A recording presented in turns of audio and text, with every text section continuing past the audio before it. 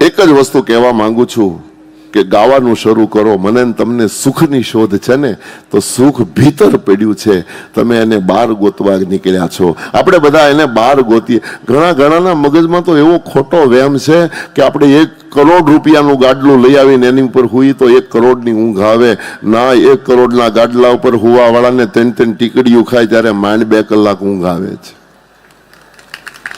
ઊંઘ તો બાપા કોથળા ઉપર જે આવે એ કરોડ રૂપિયાના ગાડલામાં નથી આવતી. વૈભવમાં ક્યાંય સુખ છે જ નહીં.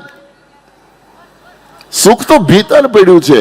અને અત્યારે આપણે બજારમાં જે મેળવીએ છીએ ને, ખર્ચા કરીને મેળવીએ. આપણે આમ કહીએ ને મોજ કરવા જવું છે, આનંદ કરવા જવું છે, ફરવા જવું, પિકનિક કરવા જવું, એ ખર્ચા કરીને તમે જે મેળવો એને તો મનોરંજન કહેવાય. મનોરંજન અને સુખ બે વસ્તુ જુદી છે. મનોરંજન શબ્દ સમજવા જેવો છે. રંજ કરનારી વસ્તુ, મનને રંજ કરનારી, એને મનોરંજન કહેવાય. રંજ એટલે દુઃખ, મનને દુખી કરનારી વસ્તુ, એનું નામ મનોરંજન. અને અત્યારે વિકૃતિ ક્યાં સુધી પોગી. મનોરંજન કરીને પણ લોકો એમાં ખુશ રહે છે. બોલો,